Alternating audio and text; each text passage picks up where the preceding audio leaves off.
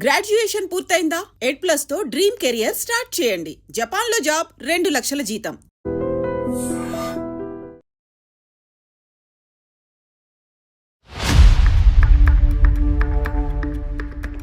అసలు H1B visa అంటే ఏంటి? ఎందుకు H1B వీసా అప్లై చేస్తారు? దీనికి 1990కి వెళ్ళాల్సి వస్తుంది. స్టూడెంట్ వీసా మీద వెళ్ళి వర్క్ చేస్తున్నారని చెప్పి అప్పుడు కూడా కొన్ని వెళ్ళి ఇమిగ్రేషన్ 47 మందిని పంపించేశారు. ఆ ఇష్యూస్ అవుతున్నాయి.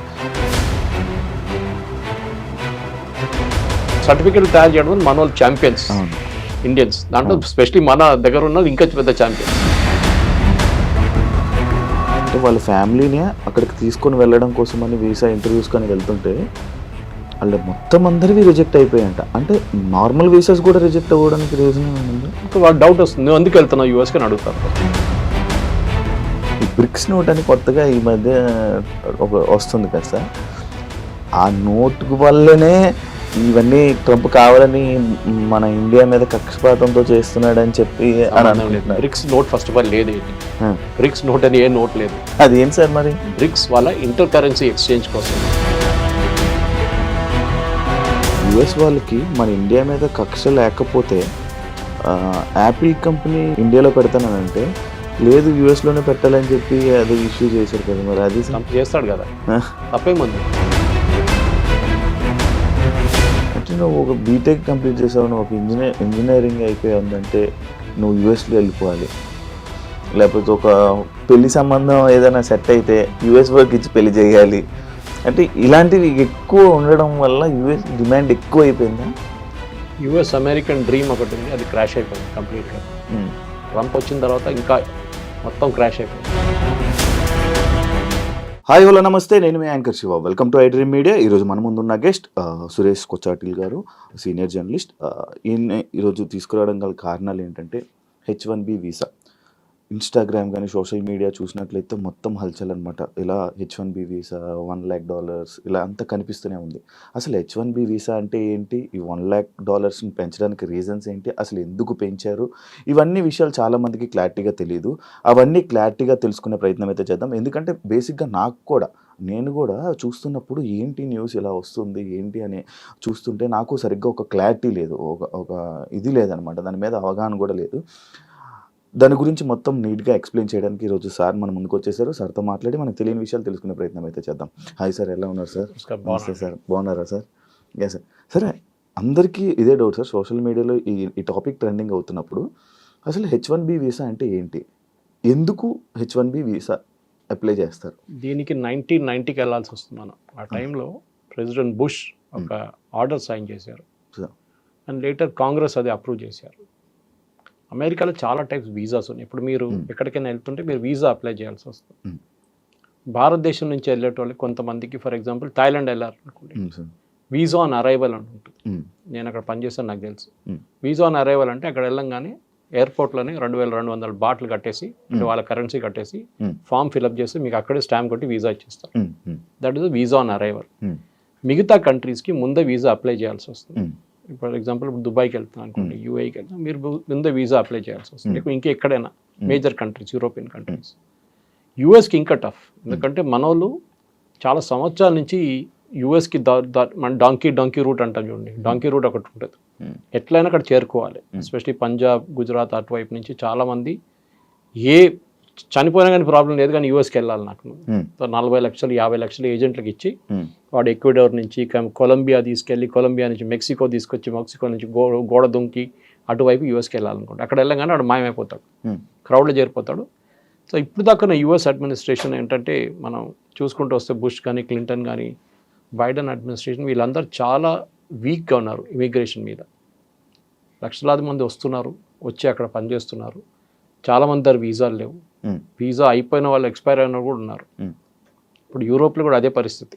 యూకేలో చూస్తున్నారు, బోట్లో వచ్చి దిగుతున్నారు, వాళ్ళకి హోటల్ 5 స్టార్ హోటల్ ఇచ్చేస్తున్నారు, తిండి ఇచ్చేస్తున్నారు, నిద్రపోండి, మీకు 3000 పౌండ్లు ఇస్తారు నెలకు. ఏం కావాలి ఇంకా? సోమాలియా నుంచి, సూడాన్ నుంచి, ఆఫ్రికా నుంచి అందరూ వచ్చి అక్కడ పడుతున్నారు, ఆఫ్ఘనిస్తాన్ నుంచి కూడా. కానీ యూఎస్కి ఎందుకు వెళ్తారు? ఒకటి, అక్కడ వెళ్ళే ఒక ఆస్పిరేషన్ ఒకటి ఉంటుంది కొంతమందికి. ఒకటి ఎడ్యుకేషన్. మన దగ్గర నుంచి వెళ్ళే స్టూడెంట్స్లో, ఇది నేను చెప్పట్లేదు, మీరు డేటా తీసుకోవచ్చు, మొన్న కూడా మోహన్ దాస్ పై గారు చెప్పారు ఇదే. మన దగ్గర నుంచి వెళ్ళే స్టూడెంట్స్లో 90% మంది 3rd గ్రేడ్ యూనివర్సిటీస్కి వెళ్తారు యూఎస్లో. సర్టిఫికేట్ ప్రింట్ చేసే పేపర్ కూడా విలువ ఉండవు.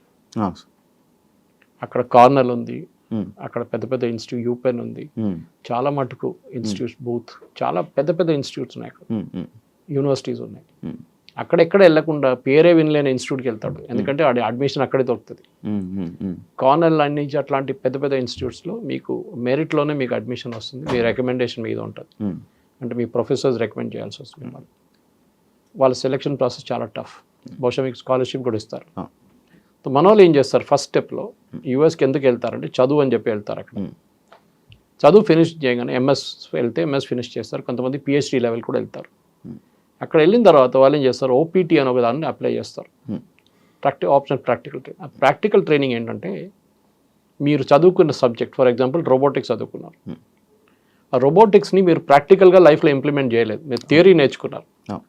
నేర్చుకోవాలంటే ఒక రోబోటిక్స్ పనిచేస్తున్న కంపెనీ దగ్గర పని చేసుకుంటే మీకు కొంచెం ఎక్స్పీరియన్స్ వస్తుంది, మీరు చేసిన డిగ్రీ కూడా విలువ ఉంటుంది. అక్కడ వెళ్తారు, 2 సంవత్సరాలు యూజ్లీ ఉంటే దాన్ని ఎక్స్టెండ్ కూడా చేసుకోవచ్చు కొంచెం. అది కూడా మన వాళ్ళు మిస్యూజ్ చేశారు. దాని తర్వాత ఏం చేస్తారు, మెల్లగా H1Bకి అప్లై చేస్తారు. అంటే H1B మీరు అప్లై చేయలేరు, H1B has be applied by the company. మిమ్మల్ని తీసుకెళ్లాల్సి అనుకుంటే కంపెనీ వాళ్ళు అప్లై చేస్తారు. అక్కడ కూడా పెద్ద ర్యాకెట్ ఉంది. ఇది ఏం జరిగిందంటే H1B ఎందుకు తీసుకొచ్చారు, అమెరికాలో stem, that is science, engineering, technology and మ్యాథ్స్లో వాళ్ళ దగ్గర షార్టేజ్ ఉందని చెప్పి వాళ్ళ నేషనల్ సైన్స్ ఫోరం వాళ్ళ ఫౌండేషన్ 160,000 మంది తక్కువ ఉన్నారని చెప్పి 1990లో ఒక స్టడీ చేశారు. మా దగ్గర అంత ఇంజనీరింగ్ గ్రాడ్యుయేట్స్ లేరు, వస్తున్న వాళ్ళకి స్కిల్స్ లేవు, సో మేమేం చేయాలి, అమెరికన్ ఐటీ కంపెనీస్ అంటున్నారు మేము బయట నుంచి తెప్పించుకుంటాము, వాళ్ళకి ఇదే జీతం మేము కూడా ఇస్తాము. అంటే అమెరికాలో ఒక అమెరికన్ వర్కర్కి $80,000 జీతం అనుకోండి, 80 లేకుండా $1,00,000 ఒక సంవత్సరానికి జీతం ఉంటే మేము కూడా అదే తీసుకొస్తున్న ఎంప్లాయీ కూడా అదే ఇస్తామని చెప్తారు. కానీ చేసేది అది కాదు. ఒకసారి తీసుకొచ్చిన తర్వాత ఆయనకి అది ఇచ్చే డాలర్ కన్నా హాఫ్ ద శాలరీ ఇస్తారు. వాడు వచ్చేసిండు కాదు, ఎక్కువ మాట్లాడలేడు. ఇప్పుడు ఏమనంటే నిన్ను పంపించేస్తా వాపస్ అంటాడు. ఆడు భయపడి పని చేస్తారు, అమ్మాయి ఉండని అబ్బాయి ఉండని. ఇది మిస్యూజ్ జరుగుతుంది, చాలా సంవత్సరాల నుంచి జరుగుతుంది. ఇప్పుడు ఇవాళ వచ్చిన న్యూస్ ప్రకారం ఫైర్ వాల్ అని చెప్పి ఒకటి లాంచ్ చేశారు యూఎస్. మేజర్ ఇన్వెస్టిగేషన్ స్టార్ట్ అవుతుంది నిన్నటి నుంచి. వాళ్ళ యూఎస్ లేబర్ డిపార్ట్మెంట్ ప్రతి వీసా, ప్రతి H1B కానీ మిగతా వీసాలు కూడా ఇష్యూ చేయడానికి వాళ్ళకి జీతం ఎంత, వాళ్ళు ఎప్పుడు వచ్చిండ్రు అని మొత్తం బయట హిస్టరీ, జాగ్రఫీ అంతా బయట తీస్తున్నారు ఇప్పుడు. దీంతో బహుశా ఒక 50% ఇండియన్స్ పట్టుబడతారు, 100 ఒక మాయమైపోతారు, ఇప్పుడే మాయమైపోతారు చాలా మంది, ఎందుకంటే వాళ్ళందరూ గాయమైపోతారు అక్కడి నుంచి. సార్ గత ఒక మూడు నెలల క్రితము లైక్ ఇదే స్టూడెంట్స్ లైక్ స్టూడెంట్ వీసా మీద వెళ్ళి వర్క్ చేస్తున్నారని చెప్పి అప్పుడు కూడా కొన్ని వెళ్ళి 47 మందిని పంపించేశారు. ఆ ఇష్యూస్ అవుతున్నాయి. దానివల్ల ఏమైనా ఎఫెక్ట్ ఏమైనా ఉందా సార్? అదే మిస్యూజ్ అండి. అంటే మీరు పని చేయడానికి మీకు లీగల్గా రూల్స్ ఉంటుంది. ఈవెన్ కెనడాలో మీకు ఉంది, ఆస్ట్రేలియాలో కూడా ఉంది. కెనడా ప్రాబ్లం ఏంటంటే పాపులేషన్ చాలా తక్కువ, వాళ్ళ దగ్గర పని చేయడానికి మనుషులు లేరు. వాళ్ళ దగ్గర న్యాచురల్, ఎందుకంటే కెనడాలో మీరు ఉండే పరిస్థితిలో కొన్ని స్టేట్స్ ఉన్నాయి అనమాట, కొన్ని ఏరియాస్లోనే మీరు ఉండొచ్చు, మీతో అంతా చాలా హార్ష్ వెదర్, -30 -40కి వెళ్ళి అక్కడ ఉండలేరు. చైనాలో ఉన్న కెనడాలో ఉన్న కొన్ని సిటీస్లోనే అందరు ఉంటారు. వాళ్ళకి ఫామ్ ల్యాండ్ ఆపరేట్ చేయడానికి అంటే పెద్ద పెద్ద వందలాది ఏకర్ల ఎవరు లేరు నడిపేది. సో పంజాబ్ నుంచి చాలా మందిని తీసుకెళ్లారు and they are hard working. వాళ్ళు వెళ్ళి మొత్తం దీని అంతా ట్రాక్టర్ గిట్టర్ పెట్టి అంతా సాఫ్ చేసి ప్రొడక్షన్ మొదలు పెట్టారు. నెక్స్ట్ వేవ్ ఎడ్యుకేషన్ కోసం వెళ్ళారు. యూఎస్ యూనివర్సిటీలో అడ్మిషన్ రాని వాళ్ళు కెనడాకి వెళ్ళారు. ఐడియా ఇస్ కెనడాలో ఉండి మెల్లగా యూఎస్కి దూరిపోదాం, ఎవడు పట్టుకోడు నన్ను, ఎందుకంటే Canada US border open border, అంత పెద్ద చెక్కింగ్ ఏం లేదు. మీరు ఈజీగా మాయమైపోవచ్చు. అక్కడ వెళ్ళి గాయపేసి మీరు సడన్గా యూఎస్లో కనిపిస్తారు నెక్స్ట్ డే. యూఎస్లో ఉన్న ఐస్ అంటే డిపార్ట్మెంట్ కూడా ఉంది, వాళ్ళ ఇమిగ్రేషన్ కస్టమ్స్ అండ్ ఎన్ఫోర్స్మెంట్. వాళ్ళు ఏం చేస్తారంటే చెక్ చేయాలని రూల్ వాళ్ళ దగ్గర ఉంది, కానీ ఇప్పుడు దాకా అది చేయలేదు. ట్రంప్ వచ్చిన తర్వాత ఇప్పుడు మీరు చూస్తున్నారు లాస్ ఏంజలీస్ కానివ్వండి, న్యూయార్క్ కానివ్వండి, వాషింగ్టన్ DC కానీ రేట్ల మీద రేట్లు నడుస్తున్నాయి. రెస్టారెంట్లో పనిచేస్తున్న ఎంప్లాయీస్ని పట్టుకెళ్తున్నారు, పెట్రోల్ బంక్లో పనిచేస్తున్న పట్టుకెళ్తున్నారు. దాంట్లో చాలా మంది మన వాళ్ళే ఉన్నారు తెలుగు స్పీకింగ్ స్టేట్స్ నుంచి. ఈ ప్రాబ్లం మీకు కేరళలో కనిపించదు. కేరళ నుంచి వచ్చే H1B మీద వెళ్ళే వర్కర్స్ అందరూ నర్సెస్. యూఎస్లో నర్సెస్ పెద్ద షార్టేజ్ ఉంది, యూరోప్లో కూడా ఉంది సేమ్ ప్రాబ్లం. సెకండ్ డాక్టర్స్ కూడా తక్కువ ఉన్నారు వాళ్ళ దగ్గర. సో డాక్టర్స్ మన దగ్గర తీసుకెళ్తారు. కానీ దీని లాజిక్ ఏంటి, H1B అనగానే హైలీ స్కిల్డ్ వర్కర్, అంత ఎక్సెప్షనల్ స్కిల్ మీకు ఉందన్నమాట. ఏ ఫీల్డ్ అయినా మీ ఫీల్డ్ నుంచి. మన దేశంలో H1B అనగానే అందరు ఐటీతో ఈక్వేట్ చేస్తారు. కాదు, H1B is for all fields. మీరు ఒక great musician, great sound recordist, okay, లేకుంటే మీరు సైంటిస్ట్, మీరు ఆస్ట్రోఫిజిస్ట్, మిమ్మల్ని కూడా H1Bలో తీసుకెళ్తారు. అక్కడ ఉన్న యూనివర్సిటీస్ తీసుకెళ్ళచ్చు, అక్కడ ఉన్న కంపెనీలు తీసుకెళ్ళచ్చు. ఒక 10-15 సంవత్సరాల ముందు ఈ అకాడమిక్ వాళ్ళని H1B కోటా నుంచి తీసేశారు. అంటే H1Bకి ఫర్ ఎగ్జాంపుల్ 64,000 లేకుంటే 80,000 వీసాలు ఉన్నాయి అనుకుంటే ఒక సంవత్సరానికి లిమిట్ ఉంటుంది. అకాడమిక్ వాళ్ళని దాన్ని తీసేశారు, దాన్ని కలపలేదు, సపరేట్గా పెట్టుకున్నారు, వాళ్ళకి లిమిట్ లేదు. బికాస్ అకాడమిక్స్లో బెస్ట్ ప్రొఫెసర్స్ కావాలంటే మేము బయట నుంచి తెచ్చుకోవాలని మా దగ్గర లేరండి. రేపు ఫర్ ఎగ్జాంపుల్ అమెరికాలో ఒక సాంస్క్రిట్ సబ్జెక్ట్ నేర్పియాలి ఒక యూనివర్సిటీలో అంటే వాళ్ళు ఎక్కడి నుంచి తీసుకొస్తారు Sanskrit professor?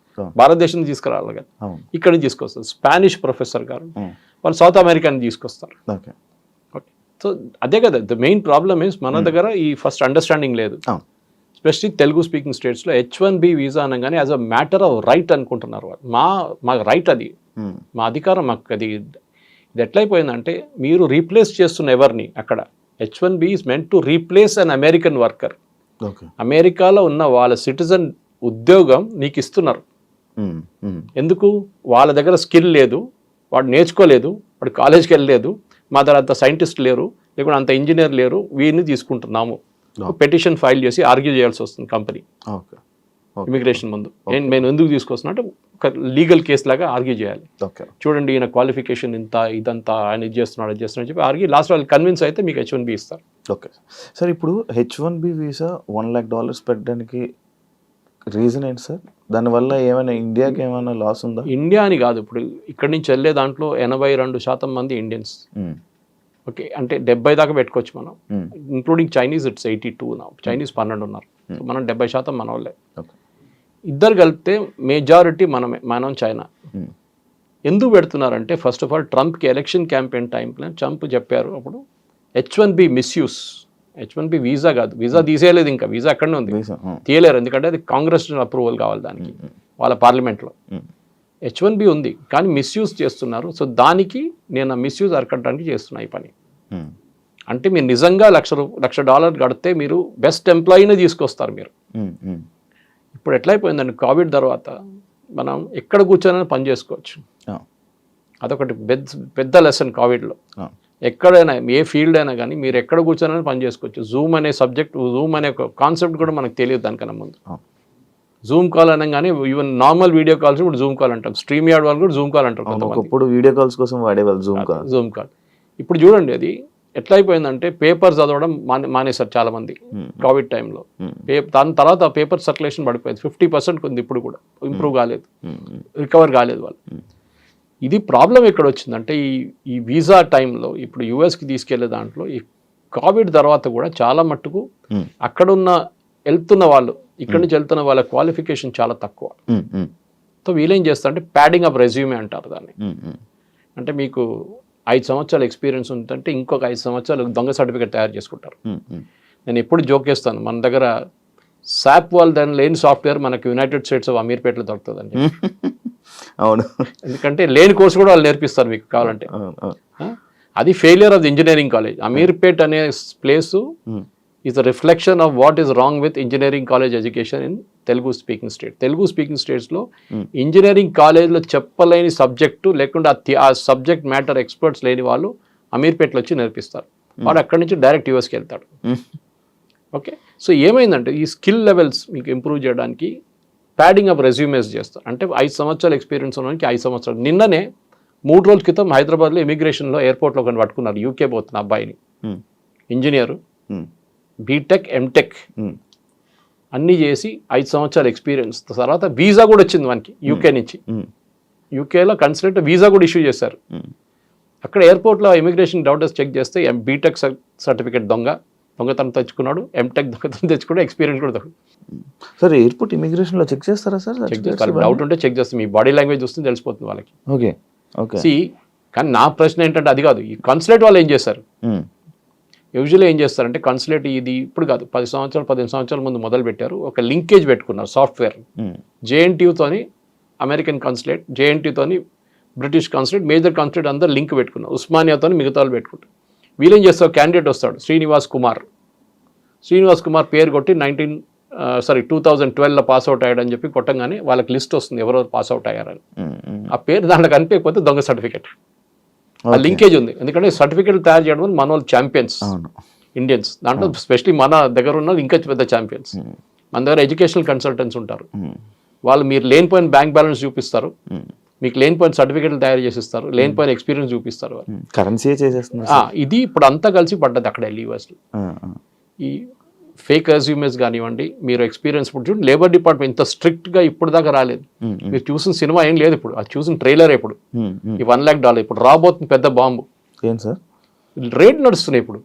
They are checking each and every H1B issue చేసిన చెక్ చేస్తున్నారు. ఎందుకంటే వ్యాలిడిటీ 3 సంవత్సరాలు ఉంటుంది కదా, 3 సంవత్సరాల నుంచి యూఎస్లో పనిచేసేట్టు చెక్ చేస్తున్నారు. ఇప్పుడు నీకు ఎట్లా వచ్చింది H1B, నీకు ఎవరు ఇష్యూ చేసిండు, నీకు ఎక్స్పీరియన్స్ ఎంత ఉంది, నీకు జీతం ఎంత వస్తుంది.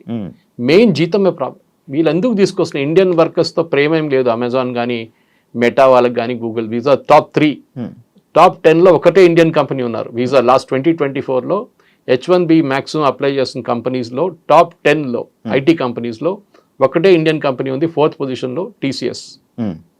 ఇన్ఫోసిస్ లేరు, ఎవరు లేరు. ఓకే. ఎందుకంటే కోవిడ్ తర్వాత work from home and work place అని కాన్సెప్ట్ లాగా చాలా మంది ఇండియాకి షిఫ్ట్ అయిపోయారు.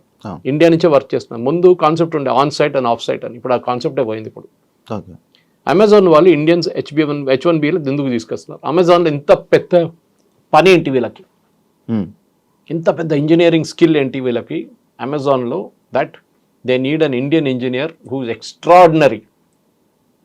అట్లేం లేదు. సో ఏం చేస్తారంటే తక్కువ జీతం ఇవ్వడానికి వీళ్ళని గుంజుకొని తీసుకెళ్తారు. So that is what is being investigated now today onwards. నిన్న ట్రంప్ అనౌన్స్ చేసిన రోజు అదేం చెప్పలేదు, ఇవాళ చెప్తున్నారు. జెన్యున్గా ఉన్న వాళ్ళని తీసుకెళ్ళండి, ఎవరికి అబ్జెక్షన్ లేదు. కానీ H1B is not a matter of right. మీకు అర్హత నాకు ఇచ్చే ఉండాలని చెప్పి ఎవడు చెప్పట్లేదు. వీసా ఈజ్ అ రైట్ కాదు, visa is a kind of మీకు ఇస్తే ఇస్తారు, లేకుంటే లేదు. ఇప్పుడు US కన్సులేట్కి వెళ్తే ఆల్మోస్ట్ 50% మంది వీసాలు రిజెక్ట్ అయిపోతున్నాయి. అవును సార్, యాక్చువల్లీ అదే పాయింట్ సార్. ఎందుకంటే రీసెంట్ టైమ్స్లో కొంతమంది దగ్గర నేను విన్నది ఏంటంటే, అంటే వాళ్ళ ఫ్యామిలీనే అక్కడికి తీసుకొని వెళ్ళడం కోసమని వీసా ఇంటర్వ్యూస్ కానీ వెళ్తుంటే వాళ్ళ మొత్తం అందరివి రిజెక్ట్ అయిపోయాయంట. అంటే నార్మల్ వీసాస్ కూడా రిజెక్ట్ అవ్వడానికి రీజన్ ఏమైనా ఉందా? ఇంకా వాళ్ళు డౌట్ వస్తుంది, నువ్వు ఎందుకు వెళ్తున్నావు యూఎస్కి అని అడుగుతారు. ఫస్ట్ నేను చదవడానికి వెళ్తున్నా అంటాడు. మీ ఇక్కడ ఎవరో ఉన్నారంటారు, అమ్మ నాన్న ఉన్నారు, పెళ్లి చేసుకున్న తర్వాత నువ్వు చదువుకు వెళ్తున్నావు. అచ్చా. దాని తర్వాత అక్కడ వెళ్ళినాక ఏం చేస్తావు, మీ వైఫ్కి వీసా అప్లై చేస్తావు, మీ పిల్లలకి వీసా అప్లై చేస్తావు, వాళ్ళని తీసుకెళ్తావు, మెల్లగా దూరిపోతే గ్రీన్ కార్డ్ కోసం ట్రై చేస్తావు. దానికి 16 సంవత్సరాలు వెయిటింగ్ లిస్ట్ ఉంది, అది ఇంకోటి. దాని తర్వాత citizenship, next green card citizenship కాదు. Lot of people mistake green card green card is green card, it is not a US citizen. అది ఇంకో స్టెప్ ఉంటుంది US సిటిజన్షిప్కి. ఇక్కడి నుంచి వెళ్ళే వాళ్ళు మెయిన్ ప్రాబ్లం ఏంటంటే మీరు చెప్పిందే ప్రాబ్లం. అమెరికాలో వాళ్ళు ఏమంటున్నారు, మీరు చదువుకోవడానికి రాండి, నో ప్రాబ్లం, చదువుకోండి, ఇక్కడ వచ్చి మాకు ట్యూషన్ ఫీజు వస్తుంది, మా కాలేజీలో కొంచెం 50% అయినా మాకు ఫండింగ్ మీ దగ్గర నుంచి వస్తుంది. కెనడాలో ఫర్ ఎగ్జాంపుల్ మనం ఖర్చు చేస్తుంది కెనడియన్ కాలేజెస్లో ఒక 30 నుంచి 40 కెనడియన్ కాలేజెస్ నడిపిస్తుంది ఇండియన్ స్టూడెంట్స్ ఫీజ్. ఎందుకంటే కెనడియన్ స్టూడెంట్స్కి ఫ్రీ, వాళ్ళకి ఫ్రీ ఎడ్యుకేషన్ ఇవ్వాలంటే ఇండియన్ స్టూడెంట్స్ కట్టిన ఫీ నుంచి వాళ్ళకి ఫ్రీ ఇస్తారు. రాకపోతే ఏం చేస్తారు, మొత్తం కాలేజ్ మునిగిపోతుంది. అదే నడుస్తుంది ఇప్పుడు కెనడాలో కూడా. ఎందుకంటే ట్రూ వాల్యూ తెలిసిపోయిన అందరికీ. అక్కడ ఉన్న, నేను చెప్పాను కదా, ప్రింట్ చేయడానికి కూడా అర్హత లేని కాలేజీలు అక్కడ ఉన్నారు పేరుతో. చెప్పకపోతే పెద్ద స్టోరీ. మన దగ్గర ఒక రేడ్ జరిగింది మొన్న కెనడాలో, యూఎస్లో కూడా జరిగింది. ఇప్పుడు కదా 2 సంవత్సరాల ముందు. ఆ యూనివర్సిటీ లేదంట, పేపర్లోనే లేవు. పేపర్ ఇచ్చిండు, సర్టిఫికేట్ ఇచ్చిండు, వీసా ఇచ్చేసిండు, అన్నీ తీసుకెళ్ళి ఇక్కడ కోర్సు కూడా కంప్లీట్ చేసిన యూనివర్సిటీ లేదు అసలు. ఒక ఆడిటోరియం ఉందంట, ఆడిటోరియం అందరు తీసుకెళ్ళి కూర్చోబెడతారంటే ఒకడు వచ్చి 1 గంట సేపు చెప్పేసి వెళ్ళిపోతారు, అయిపోయింది ఆ రోజు క్లాస్. ఇట్లాంటి ఫ్రాడ్ నడుస్తుంది. ఎందుకంటే అట్లా చాలా ఉన్నాయి ఇట్లాంటివి.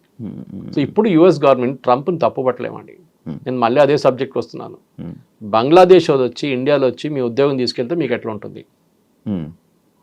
అదే కదా మనం అప్పుడు అంటున్నాం, బంగ్లాదేశ్ని పంపించండి, రోహింగ్యాలను ఇక్కడ ఏం చేస్తున్నాం వాళ్ళు పంపించండి అని. మా ఉద్యోగం వాళ్ళు తీసుకెళ్ళిపోతున్నారు. కరెక్ట్, కొట్టాల్సింది వాళ్ళు పంపించారు. కానీ మన వాళ్ళని కొట్టారని చెప్పట్లేదు నేను. నేనే అంటున్నా అంటే మీరు లీగల్గా వెళ్తే ప్రాబ్లం లేదు. 10 మందిలో 5 మంది లీగల్గా వెళ్తే 5 మంది ఇల్లీగల్గా వెళ్తున్నారు. ఈ 10 మంది పేరు కూడా ఖరాబ్ అయిపోతుంది అంతా. సార్ అంటే అందరు బ్లాక్ మార్క్ అయిపోతారు. సార్ అంటే మన ఇండియాలో ఉన్న కొంతమంది ఏమనుకుంటున్నారంటే ఈ బ్రిక్స్ నోట్ అని కొత్తగా ఈ మధ్య వస్తుంది కదా సార్, ఆ నోటు వల్లనే ఇవన్నీ ట్రంప్ కావాలని మన ఇండియా మీద కక్షపాతంతో చేస్తున్నాడు అని చెప్పి అని అనుకుంటున్నారు. BRICS note first of all లేదు. ఏంటి బ్రిక్స్ నోట్ అని ఏ నోట్ లేదు. అది ఏంటి సార్ మరి? బ్రిక్స్ వాళ్ళ ఇంటర్ కరెన్సీ ఎక్స్చేంజ్ కోసం భారతదేశం బ్రెజిల్తో ట్రేడ్ చేసుకోవడానికి డాలర్ కాకుండా మనం ఇంకే కరెన్సీ వాడుకోవచ్చు. ఫర్ ఎగ్జాంపుల్ రష్యాతో మనం ట్రేడ్ చేస్తున్నాడు. రష్యా స్విఫ్ట్ సిస్టమ్ అనే ఒక ఇంటర్నేషనల్ సిస్టమ్. మీరు ఇప్పుడు ఒక ఇంటర్ కంట్రీ ట్రాన్స్ఫర్ చేస్తే ఇక్కడ నుంచి మీరు యూఎస్కి వచ్చి డబ్బులు పంపిస్తున్నారు. మీ తమ్ముడు అక్కడ చదువుకుంటున్నాడు, మీరు ఆయనకి ఫీజు ఇక్కడి నుంచి పంపిస్తున్నారు. మీరు బ్యాంక్కి వెళ్ళి డబ్బులు కట్టి వాళ్ళ బ్యాంక్కి ట్రాన్స్ఫర్ చేస్తారు. ఆ వర్క్ చేస్తున్న సిస్టమ్ పేరు స్విఫ్ట్, ఇంటర్నేషనల్ సిస్టమ్. రష్యాని బ్యాన్ చేసి పడేశారు దాని నుంచి, ఎందుకంటే యుక్రెయిన్ వార్ స్టార్ట్ చేయగానే. ఇప్పుడు రష్యా డబ్బులు మనం రష్యాకి ట్రాన్స్ఫర్ చేయలేము. మనం ఏం చేస్తాం, సరే మేము రూపీలో పే చేస్తాం మీకన్నా, డైరెక్ట్ బ్యాంక్ ట్రాన్స్ఫర్ రూపీ నుంచి మా స్టేట్ బ్యాంక్ నుంచి మీ రష్యన్ బ్యాంక్ ఇచ్చేస్తారు.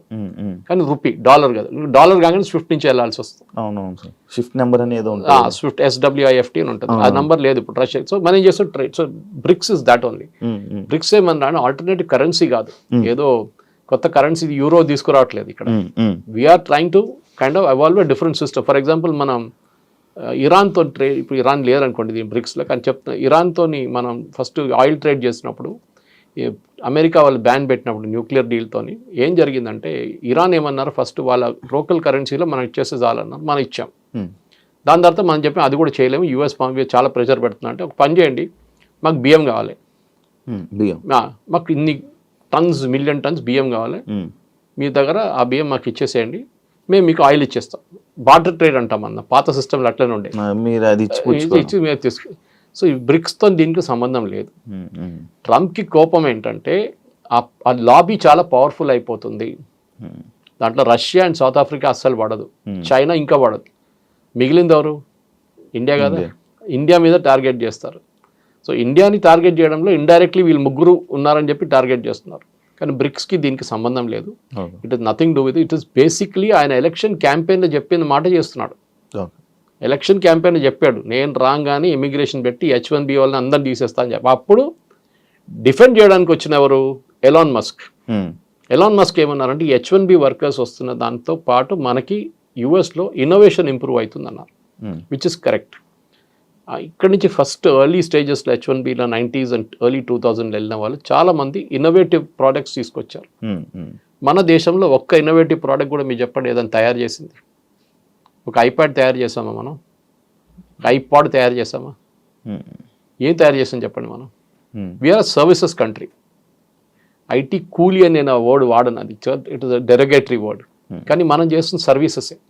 అక్కడ ఉన్న అమెరికన్ కంపెనీకి ఇక్కడ నుంచి అవుట్ సోర్స్ చేశారు, మనం సర్వీస్ చేస్తున్నాం. వాళ్ళ బ్యాక్ ఎండ్ మెయింటైన్ చేస్తున్నాం, వాళ్ళ అకౌంట్స్ మెయింటైన్ చేస్తున్నాం, అకౌంట్ రిసీవబుల్స్ మెయింటైన్ చేస్తున్నాం, అన్నీ మనం చేస్తున్నాం ఇక్కడ నుంచి. అంతే. అదే సార్, ఇప్పుడు యుఎస్ వాళ్ళకి మన ఇండియా మీద కక్ష లేకపోతే యాపిల్ కంపెనీ ఇండియాలో పెడతానంటే లేదు యుఎస్లోనే పెట్టాలని చెప్పి అది ఇష్యూ చేశారు కదా, మరి అది చేస్తాడు కదా. సిద్ధరామయ్య ఏమో బెంగళూరులో పెట్టమంటారు, మన కంట్రీలోనే కాంపిటీషన్ ఉంది. అమెరికా ఏమంటారు, మా ఆధార్ పెట్టండి, మా దగ్గర 50,000 మందికి ఉద్యోగం వస్తుంది, ఇక్కడ పెట్టండి అని. అక్కడ ఎందుకు పెడుతున్నావు అని చెప్తారు. చెప్పాల్సిన చెప్తాడు అంతే, వినాల్సిన వింటాడు. అంటే ఇలాంటి సిచ్యువేషన్స్ ఒకటి చూసుకుంటే అది వాళ్ళు Trump is a businessman. ఆయన real estate dealer, real estate company నడిపిస్తాడు.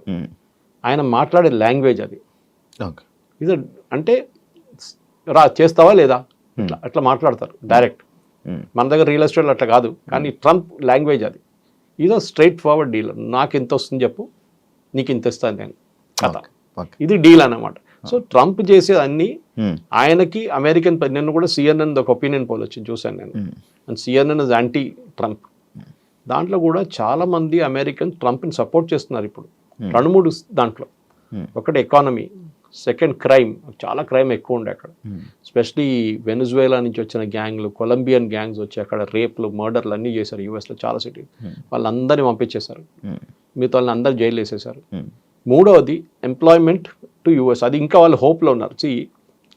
యూఎస్లో మ్యానుఫ్యాక్చరింగ్ తిరిగి రాదు, మర్చిపోండి. కార్ మ్యానుఫ్యాక్చరింగ్ రాదు, స్టీల్ మ్యానుఫ్యాక్చరింగ్ రాదు.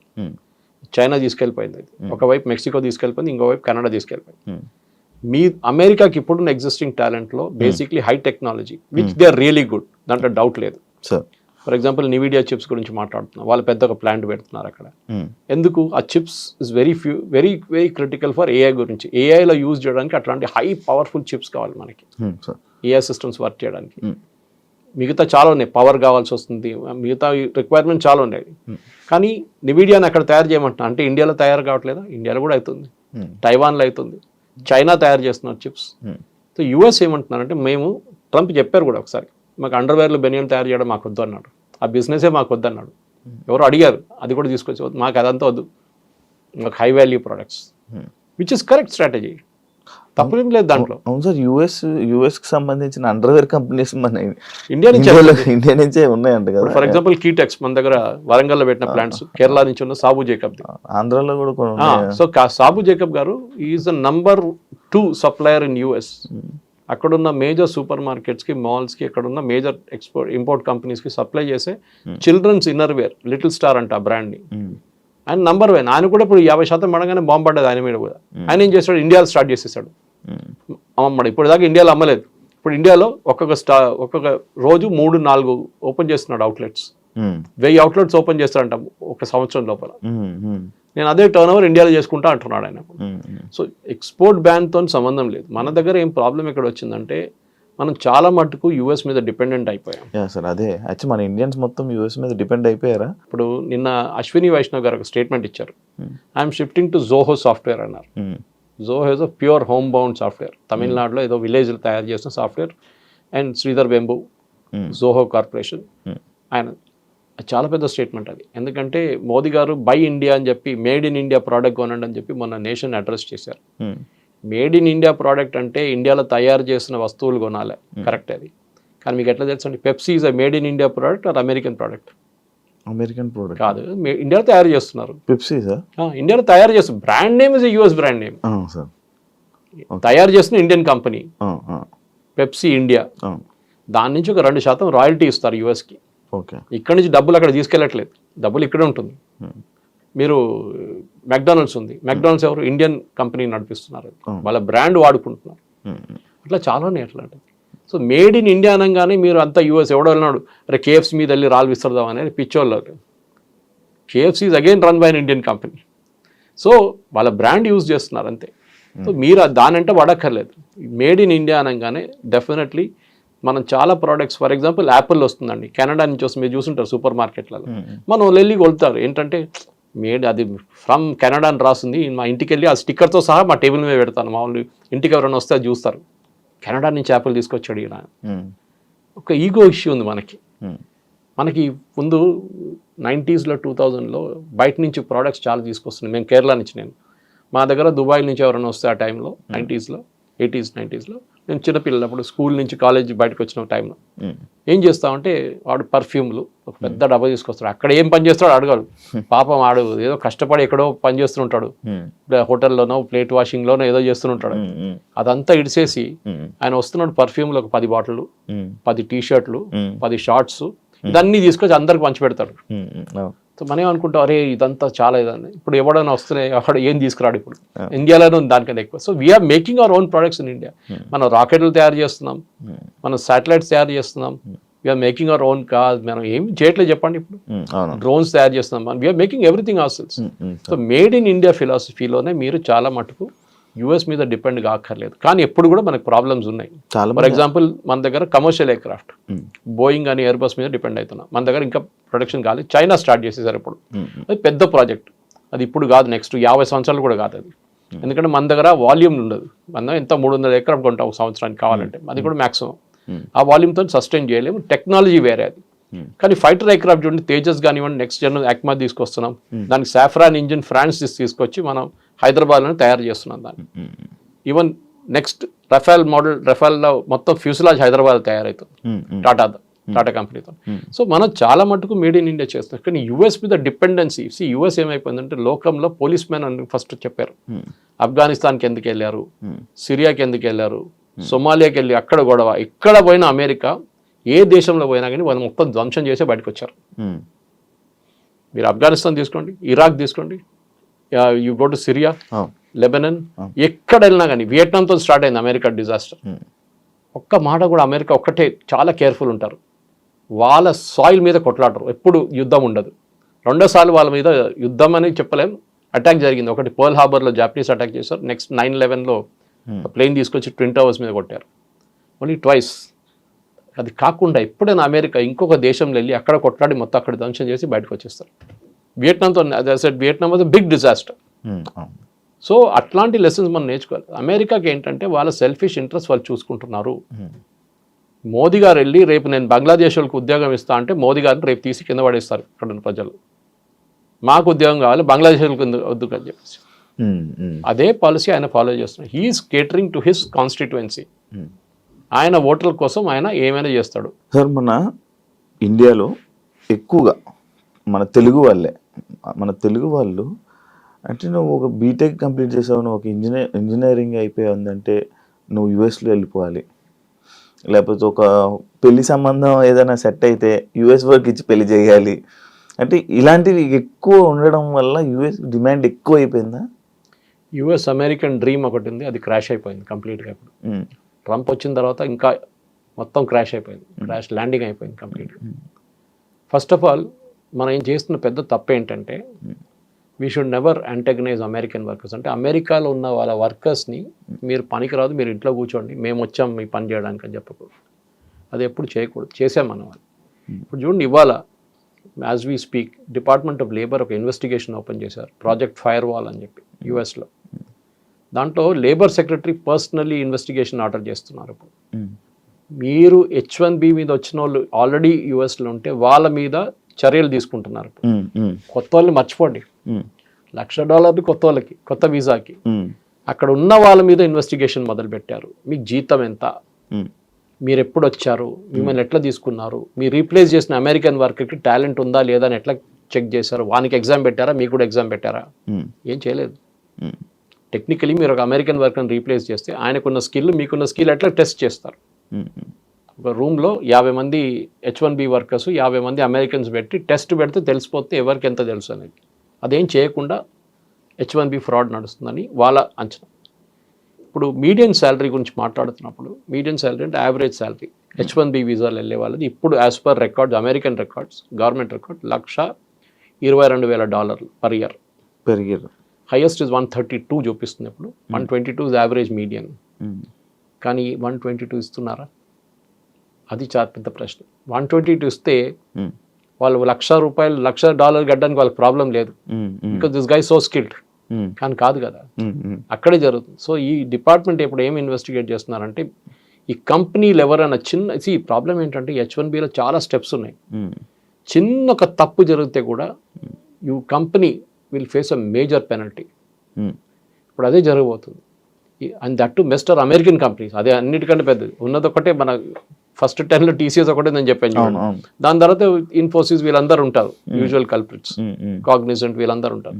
కానీ మేజర్ ప్రాబ్లం ఎక్కడ వస్తుందంటే మిస్టెప్స్ అంటారు. మనం చిన్న ఒక తప్పు ఫామ్లో ఫిల్అప్ చేస్తున్నప్పుడు, లేకుంటే పిటిషన్ ఫైల్ చేస్తున్నప్పుడు చిన్న ఒక తప్పు చేస్తే ఇప్పుడేమంటున్నా అంటే ఇన్వెస్టిగేషన్ బయటకు వస్తే మీరు ఏ అమెరికన్ వర్కర్ని తీసేశారో ఉద్యోగం నుంచి వాళ్ళకి ఆ డబ్బులు ఇవ్వాలంటున్నారు. అంటే ఇంట్లో కూర్చొని ఒకడు వాడికి జాబ్ పోయింది ఎందుకంటే ఇండియన్స్ని తీసుకొచ్చారో లేకుంటే చైనీస్ని తీసుకొచ్చారని చెప్పగానే ఆయనకు బ్యాక్ వేజెస్గా ఇన్వాల్వ్స్ వస్తుంది. ఈ కంపెనీని బ్లాక్ లిస్ట్ చేసి పడేస్తారు. అప్పటి నుంచి మీరు తీసుకురాలేరు ఇండియా H1B వర్కర్స్ని యుఎస్కి. ఇన్వెస్టిగేషన్ చాలా దూరం ఇప్పుడు స్టార్ట్ అయింది ఇవాళ నుంచి. నెక్స్ట్ ఒక నెల రోజులు I think it will be hell. అంటే మనం అగైన్ ఎంప్లాయీ మీద ఇన్వెస్టిగేషన్ కాదు, తీసుకొచ్చిన కంపెనీ వాళ్ళ ఇన్వెస్టిగేషన్. అమెజాన్ కానీ మెటా కానీ మీరు మిగతా కంపెనీ ట్విట్టర్ చాలా మంది ఉన్నారు అట్లా తీసుకొచ్చిన వాళ్ళు. ఇప్పుడు మన వాళ్ళు అక్కడ వెళ్ళిన ఉన్న వాళ్ళకి అక్కడ ఏం ఇష్యూ లేదా సార్? ఉండొచ్చు. ఇఫ్ యూఆర్ కాట్, ఆబ్వియస్లీ కదా, ఇఫ్ యూఆర్ కాట్ మీ మీద ఫ్రాడ్ జరిగింది, మీరు కూడా ఫ్రాడ్లో మీరు కూడా you're a part of it అంటే దెన్ ఇట్స్ అ ప్రాబ్లం. అంటే వీసా అనేది ఎప్పుడైనా రిజెక్ట్ చేయొచ్చు. It's not a birth right. మీరు సిటిజన్ కాదు కదా, యుఎస్ సిటిజన్, మీరు ఇండియన్ సిటిజన్. అక్కడ H1B మీద వెళ్ళారు, ఒక స్పెసిఫిక్ ఎంప్లాయ్మెంట్ వీసా అది. ఆ వీసా రూల్స్ మీరు వైలేట్ చేశారు, మీరు వైలేట్ చేశారు, కంపెనీ వాళ్ళు చేశారు, ఇట్స్ అ డిఫరెంట్ థింగ్. కానీ మీరు కూడా అక్కడ సంతకం పెట్టారు సేయింగ్ దట్ నాకు ఇంత స్కిల్ ఉంది, నేను వచ్చే అమెరికన్ వర్కర్ కన్నా నాకు ఎక్కువ స్కిల్ ఉందని చెప్పేసి. సపోజ్ మీరున్నారు, మీ దగ్గర BTech and PhD, MTech and PhD ఉందండి ఒక సబ్జెక్ట్ మెషిన్ లెర్నింగ్లో. మీరు వెళ్ళి ఒక అమెరికన్ వర్కర్ని రీప్లేస్ చేసినప్పుడు ఆయన కూడా అదే స్కిల్ ఉంటే మీరు ఎందుకు రీప్లేస్ చేస్తారని అడుగుతారు. ఆయనకు ఎంటెక్ ఉంది, is also done is PhD machine learning, same subject. ఆయన కూడా 98% మార్కులు ఉన్నాయి, మీకు కూడా 98 ఉంది కాలేజ్ నుంచి. మళ్ళీ ఆయన ఎందుకు రీప్లేస్ చేస్తున్నారు? మీకు 10 సంవత్సరాల ఎక్స్పీరియన్స్, ఆయన కూడా 10 సంవత్సరాల experience. So you have to argue. ఇప్పుడు ఇన్వెస్టిగేట్ చేస్తున్నారు, మీరు ఎవరిని రీప్లేస్ చేశారో. The rule is, basic rule of H1B is అమెరికాలో ఆ టాలెంట్ లేదు, దానికోసం మేము బయట నుంచి తీసుకొస్తున్నాం. అమెరికాలో టాలెంట్ ఉంది, అమెరికన్ సిటిజన్స్కి ఉందంటే మీరు ఎందుకు తీసుకొచ్చారని ఆర్గ్యుమెంట్. సో బేసిక్లీ ట్రంప్ ఏం చేస్తున్నారంటే అమెరికన్ వర్కర్స్కి, అమెరికన్ సిటిజన్స్కి ఉద్యోగం రావాలి, బయట నుంచి వాళ్ళకి మేము ఎందుకు ఉద్యోగం ఇవ్వాలని చెప్తున్నారు. ఇది తెలుగు స్పీకింగ్ స్టేట్స్లో చాలా పెద్ద ప్రాబ్లం. ఎందుకంటే మన దగ్గర కల్చర్ క్రియేట్ చేస్తారు. ఇప్పుడు నేను వచ్చే కేరళ నుంచి ఆ ప్రాబ్లం లేదు, దీంట్లో ముందు కూడా చెప్పాను. కర్ణాటకలో లేదు, తమిళనాడులో లేదు. ఈ పంజాబ్లో కన్నడకి వెళ్ళడానికి పెద్ద ఒక ఇది ఉంది, అది ఫార్మింగ్ క్రైసిస్. అది గుజరాతీ వాళ్ళు ట్రేడింగ్కి వెళ్తారు. మీరు లండన్కి వెళ్ళండి, న్యూయార్క్ వెళ్ళండి, మోటల్స్ అంతా వాళ్ళదే ఉంటుంది కంప్లీట్. వాళ్ళ బిజినెస్ అలాగే, వాళ్ళ ఉద్యోగంకి వెళ్ళట్లేదు, వాళ్ళు ఇన్వెస్ట్మెంట్కి వెళ్తున్నారు అక్కడ. సో దాన్ని ఇప్పుడు ట్రంప్ వెల్కమ్ చేస్తున్నారు. మీరు $5 మిలియన్ పెట్టండి, మీకు కార్డు ఇచ్చేస్తా అంటున్నాడు, ట్రంప్ కార్డు ఇచ్చేస్తా అంటున్నారు. సపరేట్. సో మన వాళ్ళు మస్తు పెడతారు $5 మిలియన్. గుజరాతీస్కి అసలు ప్రాబ్లమే ఉండదు, ఫటాఫట్ పెట్టేస్తారు వాళ్ళు. కానీ దానికి కూడా ఒక ఇది ఉంది, పద్ధతి ఉంది. ఇచ్చిన అందరికి ఇయ్యరు, they will select people and only then let them in అనమాట. సో మేజర్ ఇప్పుడు the end of day bottom line ఏంటంటే, మీరు H1B వీసా అంటే ఏంటి అర్థం చేసుకోండి. మనందరు కూర్చొని లెక్చర్ కొట్టే బదులు మీరు అందరు కోపం పడి మీరు మోదీని తిట్టడమో ట్రంప్ని తిట్టడం కాదు. H1B is not a matter of right, discretion వాళ్ళది. ఇవ్వాలన్నా వద్దా అనేది అమెరికన్స్ గవర్నమెంట్ ప్రెరగేటివ్. మీరు H1B మీద వెళ్తున్నప్పుడు you're replacing an American worker, అది వాళ్ళకు కోపం వస్తుంది. యా సార్, ఈ వాళ్ళని రీప్లేస్ చేసే ఇదే సిచ్యువేషన్లో ఈ టాపిక్లోనే సార్ రీసెంట్గా ట్రంప్ అంటే అదే టైంలో ఇది ఒకటి విన్నాను సార్ నేను.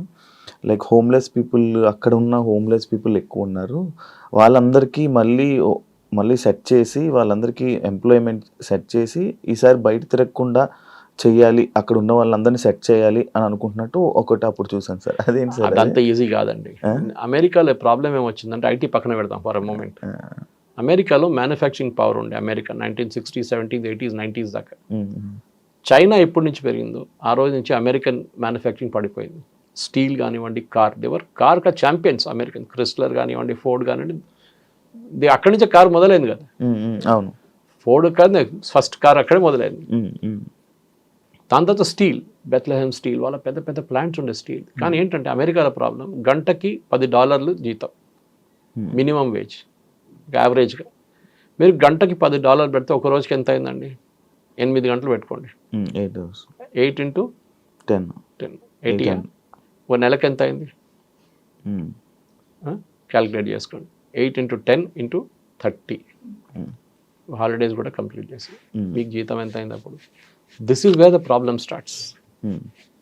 అమెరికన్ వర్కర్స్కి ఎప్పుడు నేను ఎక్స్ప్లెయిన్ చేస్తుంటాను కాలేజ్లో లెక్చర్స్కి వెళ్ళినప్పుడు, why America is not productive అంటే, మీ ఇంటికి ఒక ప్లంబర్ వస్తే $500 ట్యాప్ ఫిట్ చేయడానికి $1000 తీసుకుంటే that means that economy is finished. Tap విలువ $500, కానీ ఆ ఫిట్ చేసి వచ్చినోడు $1000 తీసుకుంటున్నాడు. అమెరికాలో అదే జరుగుతుంది, వాడు వచ్చిన పని చేసి వెళ్ళిపోతాడు, ఇంకేం చేయడు. మన దగ్గర ఏం చేస్తారు, ప్లంబర్ వస్తే అరే అక్కడ కొంచెం లీక్ ఉంది, ఇక్కడ కొంచెం లీక్ ఉంది, అది చూడు ఇది చూడు అని చెప్పి 10 పనులు చేయించుకుంటాం అంత. ఇది నార్మల్. అఫ్కోర్స్ అర్బన్ క్లాబ్తో చేయలేరు, అర్బన్ కంపెనీతో, కానీ మిగతా చిన్న చిన్న దాంట్లో అది చేస్తారు వాళ్ళు. సో వీఆర్ స్టిల్ దానికోసం India is not a cheap economy. మనం చాలామంది చీప్ అని చెప్తాం, కాదు, వీఆర్ అ కాస్ట్ ఎఫెక్టివ్ ఎకానమీ. మన దగ్గర ఇప్పుడు కూడా ఐటీ సెక్టర్లో పనిచేస్తున్న చాలామందికి మంచి ఉద్యోగాలు, మంచి జీతంలో ఉన్నాయి ఇక్కడ ఉండి కూడా. అమంగ్ ద ఎంటైర్ ఇండస్ట్రీ వాళ్ళకి బహుశా ఇంకా అన్నిటికంటే ఎక్కువ వాళ్ళే. కానీ ప్రాబ్లం ఎక్కడ వచ్చిందంటే, ఇది ఒక షో ఆఫ్ లాగా అయిపోయింది. ఏం పని చేస్తున్నా అంటారు, ఐటీ సెక్టర్లో అంటాడు, వాడు ఏం చేస్తున్నాడు ఐటీలో అడగకండి, అది ఇంకో ప్రాబ్లం. ఉద్యోగం మీకు చెప్పాను చూడండి, ఎడ్యుకేషన్ నుంచి కూడా ఇంజనీరింగ్ కాలేజ్ మన 100% ప్లేస్మెంట్ అని బోర్డు పెడతారు. ఛాలెంజ్ చేస్తున్నాను, మన జేఎన్టీ కూడా ఒక ఎంక్వైరీ ఆర్డర్ చేశారు, 100% ప్లేస్మెంట్ లేదు, ఇంకా హారిబుల్ అయిపోతుంది ఇంకా ఇక్కడి నుంచి. సో మీరు టాలెంటెడ్ ఉంటే, ఏ ఫీల్డ్ అయినా కానివ్వండి, ఇఫ్ యు ఆర్ టాలెంటెడ్, మీ దగ్గర నాలెడ్జ్ ఉంటే మిమ్మల్ని ఎవడైనా వచ్చి ఎత్తుకెళ్తాడు, నో ప్రాబ్లం. ఎంత డబ్బులు ఇచ్చని తీసుకెళ్తాడు. కానీ మీరు టాలెంట్ లేదు, మీరు ఒట్టిగా హవాలా మాట్లాడుతున్నారంటే మీరు ఎక్కడ వెళ్ళలేరు. మన దగ్గర ప్రాబ్లం ఏంటంటే ఇన్డెప్త్ నాలెడ్జ్. ఎందుకు అమెరికన్ యూనివర్సిటీకి వెళ్తున్నారండి? మన దగ్గర యూనివర్సిటీలు లేవా? మన దగ్గర ఇంత మంచి ఐఐటీలు ఉన్నాయి, మనతో బిట్స్ పిలాని ఉన్నాయి, మన దగ్గర ఇండియన్ ఇన్స్టిట్యూట్ ఆఫ్ సైన్స్ ఉంది. మళ్ళీ ఎందుకండి మీరు అమెరికాకి వెళ్తున్నారు? ఇది ఒకటి. ఏమంటున్నారంటే మన దగ్గర ఎడ్యుకేషన్ ఎస్పెషల్లీ పోస్ట్ గ్రాడ్యుయేట్ లెవెల్లో అంత క్వాలిటీ లేదు, దానికోసం అమెరికాకి వెళ్తున్నాను. సరే మీరు వెళ్ళారు, చదివి ఎంతమంది రిటర్న్ వచ్చారండి? అది లేదు. ఆస్ట్రేలియాకి వెళ్తారు, ఆస్ట్రేలియన్ యూనివర్సిటీస్ క్వాలిటీ అంతే సంగతి. కెనడా కూడా అంతే, దీనికన్నా ముందు చెప్పాను మీకు అది. సో మీరు ఎడ్యుకేషన్కి వెళ్తున్నారా? Are you going for permanent employment? Permanent తిరిగి రావడానికి మీరు చూడలేదు, అసలు తిరిగి చూడలేదు మీరు. ఇది ఈ అమెరికన్ డ్రీమ్. మీరు అడిగిన ప్రశ్న జవాబు ఇది. ఆ అమెరికన్ డ్రీమ్ అయిపోయింది. Forget the American dream. Okay, మీరు కావాలంటే వర్క్ వీసాలు వెళ్ళండి, మీటింగ్లు అటెండ్ చేయండి, వచ్చేసేయండి. కానీ you cannot go there and stay and make a living. దీనికన్నా ముందు వెళ్ళిన వాళ్ళు దేవర్ లక్కీ, వాళ్ళు గ్రీన్ కార్డ్ వచ్చింది, దాని తర్వాత సిటిజన్షిప్ ఉంది. చాలామంది ఇండియన్స్ ఉన్నారు దాంట్లో. కానీ ఇంకా ఇక్కడి నుంచి ముందుకు వెళ్తూ it will become very tough. నిన్న ట్రంప్ యునైటెడ్ నేషన్స్ మాట్లాడినా కూడా చెప్పారు యూరోప్ గురించి, మీరు ఇమిగ్రేషన్ పాలసీ మిమ్మల్ని ముంచేస్తుంది, మీరు బయట నుంచి వాళ్ళు అందరు తీసుకుంటున్నారు, మీరు మునిగిపోతారని చెప్పి నిన్న వార్నింగ్ ఇచ్చారు, యూకే ఎస్పెషలీ. ఇది కరెక్ట్. బికాస్ మీరు బయట నుంచి ఎవరైనా తీసుకొస్తున్నారు, మీ లోకల్ సిటిజన్స్ మీ వ్యతిరేకంగా ఓటేస్తారు మీకు రేపు. అది ట్రంప్ గెలిచింది ఎందుకంటే ఈ set I will bring back, make America great again, Naga అని చెప్పారు. ఆ కాన్స్టిట్యున్సీ కోసమే ట్రంప్ పనిచేస్తున్నారు, ఇంకా ఎవరి కోసం పనిచేయట్లేదు. అయితే సార్ మ్యానుఫ్యాక్చరింగ్ అంతా మనకి సగం ఒక 50% మనం ఎక్స్పోర్ట్ ఇది చేసేది మొత్తం మనం చైనా నుంచే కదా సార్. అయితే ఈ H1B ఈ వీసా రేట్లు ఎప్పుడైతే $1,00,000 చేశాడో ఇదే టైంలో చైనా లైక్ కే వీసా అని చెప్పి ఒకటి రిలీజ్ చేయడం జరిగింది. అంటే ఇప్పుడు ఇక్కడ చాలామంది అటు షిఫ్ట్ అయిపోయే అవకాశాలు ఏమైనా ఉన్నాయా? ఎందుకు చైనా మ్యానుఫ్యాక్చరింగ్లో ఒక టైంలో క్వాలిటీలో వాళ్ళు చాలా హారబుల్ ఉండేవాళ్ళు. మన అందరు జోకులు కొడుతున్నాయి, 6 నెలలు పనిచేస్తుంది చైనా ప్రోడక్ట్, సీరియల్ బల్బ్ ఉండొచ్చు, లేకుంటే హీటర్లు ఉండొచ్చు. ఇప్పుడు చైనా చాలా ముందుకు వెళ్ళిపోయిందండి ఇన్ టర్మ్స్ ఆఫ్ మ్యానుఫ్యాక్చరింగ్. వాళ్ళు BYD కార్స్ చూడండి, వాళ్ళకి ఏం తక్కువ కాదు టెస్లాతో. They are as good as any company. China వాళ్ళ క్వాలిటీ చాలా మంచిగా పెంచుకున్నారు, ఎందుకంటే వాళ్ళు ఎక్స్పోర్ట్ చేస్తున్న కంట్రీస్, వాళ్ళు they are exporting to Europe, exporting to US. వాళ్ళ సేఫ్టీ స్టాండర్డ్స్ చాలా స్ట్రిక్ట్. మీరు అక్కడ కార్లు అమ్మలేరు వాళ్ళ సేఫ్టీ స్టాండర్డ్ మీట్ చేయకపోతే. మన కార్లు ఎక్కువ వెళ్ళట్లేదు బయట US అంతా, ఎందుకంటే మన సేఫ్టీ స్టాండర్డ్ అంత మంచి కాదు మనది. క్రాష్ టెస్ట్ చేస్తే కూడా మనం పాస్ కావు. మన చైనా నుంచి మనం చాలా మటుకు ప్రోడక్ట్స్ తెప్పించుకుంటాం. మీరు చెప్తున్నారు చూడండి, ఐఫోన్ ఇప్పుడు కూడా మ్యానుఫ్యాక్చరింగ్ శ్రీపెరంబదూరులో నడుస్తుంది, ఇప్పుడు ఢిల్లీలో మొదలు పెట్టారు అండ్ గుర్గాం వైపు. ఈ ఐఫోన్లో కూడా ఇప్పుడు కూడా మనం 12% కాంపోనెంట్స్ చైనా నుంచి వస్తుంది. అది మన టైం పడుతుంది, సంవత్సరం 2 సంవత్సరాల్లో we will be able to make the same things, flat bed panels కానీ మిగతా ఏమైనా కానీ. ఇప్పటికి మన చైనా దగ్గర నుంచి మనం నేర్చుకోవాల్సింది అంటే కోవిడ్ టైంలో సప్లై చైన్ మొత్తం డిస్టర్బ్ అయిపోయింది. ఫర్ ఎగ్జాంపుల్ మనం ఫార్మస్యూటికల్స్లో మనం బేసిక్ ఫార్మస్యూటికల్స్ మర్చిపోయి APIs అంటారు దాన్ని, మనం దాన్ని మర్చిపోయి, అంటే బేసిక్ రా మెటీరియల్ మనం ముందు తయారు చేస్తుండే పటాన్చెరులో జీడి మెట్లంతా. అది మనం ఏమన్నా దాని వాల్యూ అడిషన్ లేదు. గ్రానైట్ రాయి ఇచ్చే బదులు దాన్ని కోసి అంత పాలిష్ చేసి గ్రానైట్ కాబట్టి నాకు ఇంకా 10,000 10 times or 20 times వాల్యూ వస్తుందని చెప్పి we got in to formulations. ఇప్పుడు మన ఫైనల్ ప్రోడక్ట్ తయారు చేసి డాక్టర్ రెడ్డీస్ కానివ్వండి, భారత్ బయోటెక్ కానివ్వండి, BE కానివ్వండి, ఎవరైనా కానివ్వండి, వీళ్ళు తయారు చేసి పంపిస్తున్నారు యుఎస్కి. దానికోసం 50% డ్యూటీ వేసినప్పుడు, టారిఫ్ వేసినప్పుడు ఫార్మస్యూటికల్స్ లేదా లిస్ట్లో చూసారా మీరు? ఎందుకు? ఫార్మస్యూటికల్ మీద ఉండాలి కదా. ఎందుకంటే అమెరికన్ కన్స్యూమర్కి అన్నిటికంటే చీపెస్ట్ డ్రగ్ అమ్ముతుంది భారతదేశం నుంచి, మోస్ట్ కాస్ట్ ఎఫెక్టివ్ డ్రగ్ మన దగ్గర నుంచి వెళ్తుంది. India the pharmacy capital of the world అంటాం. 2 కేటగిరీస్ ఎగ్జామ్ చేశారు దాని నుంచి, ఒకటి IT సెక్టర్, ఇంకోటి ఈ ఫార్మసీ. ఎందుకంటే బేసిక్లీ IT సెక్టర్ పెడితే అమెరికన్ కంపెనీస్కే నష్టం అవుతుంది, వాళ్ళ బాటమ్ లైన్ పోతుంది, కంప్లీట్ వాళ్ళ నష్టాలు వచ్చేస్తారని చెప్పి IT కంపెనీస్ మీద ఏం పెట్టలేదు. అదే టైంలో ఫార్మా కూడా పెట్టలేదు, ఎందుకంటే భారతదేశం నుంచి ఫార్మా రావాల్సిందే. ఎందుకంటే $50 మీరు ఎక్కువ చేస్తే కట్టాల్సింది అమెరికన్ కన్స్యూమర్, ఇండియన్ కంపెనీ కాదు. టారిఫ్ కూడా ఎవరు కడుతున్నారు? అమెరికాలో ఎవరు ఇంపోర్ట్ చేస్తున్నారు ఆ కంపెనీ కడుతున్నారు. వాళ్ళు ఏం చేస్తారు, అది కన్స్యూమర్ తీసుకుంటారు డబ్బులు. ఇండియన్ కంపెనీకి ఏం కావట్లేదు. They are where they are, demand తగ్గుతుంది. ఎస్, మీకు $10 వచ్చిన ప్రోడక్ట్ $15 ఇస్తే మీరు ఇంకోడన్నా $10 అమ్ముతున్నాడు చూసి తిరుగుతారు మీరు సూపర్ మార్కెట్లో. కానీ fortunately or unfortunately for us China కూడా అదే బ్రాకెట్లో వచ్చేసింది. సో మనకు ప్రాబ్లం లేదు. కానీ చైనా దగ్గర నుంచి చైనా కాదు, even Europe will start tomorrow. Europe కూడా Indian professional, highly skilled Indian professional కోసం కొత్త వీసా సిస్టమ్ పెట్టి మీరు అమెరికా నుంచి మీరు వస్తే మా దగ్గరికి రండి అని చెప్పి. ఎందుకంటే మన దగ్గర చాలామందికి ఇంటికి తిరిగి వచ్చి నేను యూఎస్ నుంచి రిటర్న్ అని చెప్పగానే ఒక ఇన్సల్ట్ లాగా ఉంటుంది మన వాళ్ళకి. చాలామందికి సైకలాజికల్ ప్రాబ్లం ఉంటుంది. చూడండి, అది it's not a easy thing. దానికి కౌన్సిలింగ్ కావాల్సి వస్తుంది. సడన్గా మీ ఉద్యోగం పోయింది, లేకుంటే మీకు H1B లేదు, మిమ్మల్ని రిటర్న్ పంపిస్తారంటే people will get into depression. ఆ డిప్రెషన్ కాకూడదు. దానికోసం ఏం చేస్తుంటే మీరు అదే క్వాలిటీ ఆఫ్ లైఫ్ స్టైల్ ఉన్న యూరోపియన్ కంట్రీస్కి వెళ్ళండి, ఆర్ చైనాకి వెళ్ళండి, అక్కడ పని చేసుకోవచ్చు. ఓకే, ఒక్కటే మాట చెప్పలేరంటే నేను ఎక్కడున్నా మీ కొడుకు అంటే చైనాలో ఉన్నా చెప్పాల్సి వస్తుంది అంతే. యూఎస్ అని చెప్పలేము, అదొక ప్రాబ్లం. కానీ you will have equally good, ఎందుకంటే చైనా కూడా రీసెర్చ్ అండ్ డెవలప్మెంట్ చాలా ముందున్నాం మనకన్నా. ద నెంబర్ ఆఫ్ PhDs ఆ చైనాలో ఉన్నది చాలా ఎక్కువ. అండ్ వాళ్ళది ల్యాబ్ టు మార్కెట్ అంటారు. అంటే మీరు చేసిన PhD పేపర్ కోసం పేపర్ మీద రాయడం కాదు, ఆ PhDకి ఒక విలువ ఉంటుంది. దాన్ని మార్కెట్కి తీసుకొచ్చి దాన్ని ఎక్స్ప్లాయిట్ చేస్తే ఒక ప్రోడక్ట్ తయారవుతుంది. ల్యాబ్ టు మార్కెట్లో చైనా ఇస్ ఛాంపియన్ PhDsలో. ఈవెన్ యూరోప్ కూడా అంత లేదు. సో డెఫినెట్గా చైనా వీసా పెడితే చాలామంది వెళ్తారు అక్కడ, దానికి డౌట్ లేదు. Taiwan is another country. Chip డిజైనింగ్లో దర్ నంబర్ 1. వాళ్ళు కూడా డెఫినెట్లీ ఎక్స్ప్లాయిట్ చేస్తారు దీన్ని. ఆల్రెడీ మన దగ్గర నుంచి ఒక 50 మంది ట్రైనింగ్కి వెళ్ళారు అక్కడ చిప్ డిజైనింగ్ కోసం. మన ఐ థింక్ టాటా జబ్స్ వెళ్తాం ఒక ట్రైనింగ్ అక్కడ. సో ట్రైన్ చేసి తీసుకొస్తారు వాళ్ళని. అట్లనే మన వాళ్ళు కూడా న్యూ మార్కెట్స్ చూసుకోవాల్సి వస్తుంది. టారిఫ్ పెట్టినప్పుడు అదే చేసాం మనం. కొత్త మార్కెట్కి వెళ్ళాం, యూరోప్కి వెళ్ళాం, మిగతా దేశాలకి వెళ్ళాం, సౌత్ ఆఫ్రికాకి వెళ్ళాం. Now Indians have to do that. And Sridhar Vembu చెప్పినట్లని ఆర్ కమ్ బ్యాక్ హోమ్. మనం ఇనీషియల్ స్టార్టింగ్ ట్రబుల్ ఉంటుంది, కానీ 5 సంవత్సరాల్లో అమెరికాకి ఏది నష్టం అవుతుందో మనకు అది గెయిన్ అవుతుంది. H1Bలో we will be able to do more innovations in India. మనం కూడా ఇండియా నుంచి కొత్త కొత్త ప్రోడక్ట్స్ తయారు చేద్దాం, సర్వీసులు కాదు. Let us do products from India. అది చాలా ఇంపార్టెంట్. అంటే ఇప్పుడు ఇదంతా H1B వీసా ఎఫెక్ట్ మొత్తం పడేది ఎవరైతే ఫేక్ దీనికి సంబంధించిన సర్టిఫికేట్స్కి సంబంధించిన ఇలా ఎవరైతే దొంగగా అక్కడ ఉంటున్నారో వాళ్ళకి ఎఫెక్ట్ అవుతుంది, కానీ ప్రతి ఒక్కరికి కాదు. సో ఇక్కడ కూడా H1Bలో దొంగ సర్టిఫికేట్ అని చెప్పట్లేదు. I think that is the miscommunication here.